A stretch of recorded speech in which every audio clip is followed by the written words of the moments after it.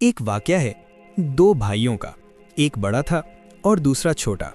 बड़े भाई की शादी हो चुकी थी और उसके बच्चे भी थे। छोटा भाई अभी अपनी जॉब कर रहा था और उसकी शादी नहीं हुई थी। कुछ वक्त बाद उनके वालिद फौत हो गए। वालिद के बाद उनके पास ज़रई ज़मीन रह गई। दोनों भाइयों ने बैठकर वो ज़मीन आधी आधी तकसीम कर ली। साल गुजरा, ज़मीन पर फसल आई। बड़े भाई ने भी अपनी फसल समेटी और छोटे भाई ने भी।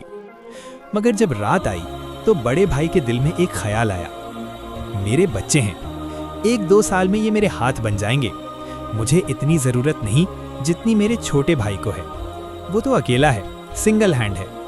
क्यों ना मैं अपनी गंदुम में से कुछ बोरियां उसे दे दूं। इसी नीयत से वो खामोशी से उठा, 5 गंदुम की बोरियां उठाईं और छोटे भाई के हिस्से में रखाया। अल्लाह की शान देखिए।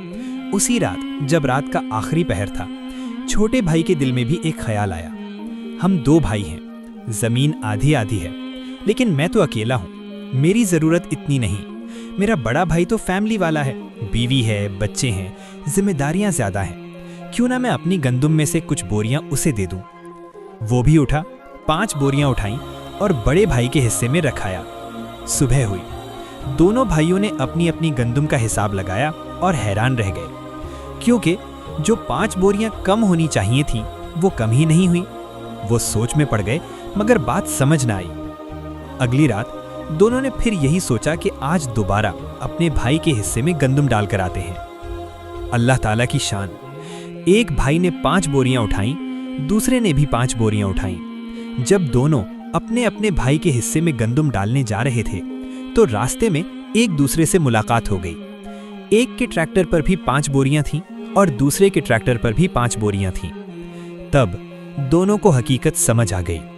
ये गंदुम नहीं थी जो इधर उधर हो रही थी, ये मोहब्बत थी, इखलास था और सच्ची नीयत थी, जिसकी हिफाजत अल्लाह खुद फरमा रहा था।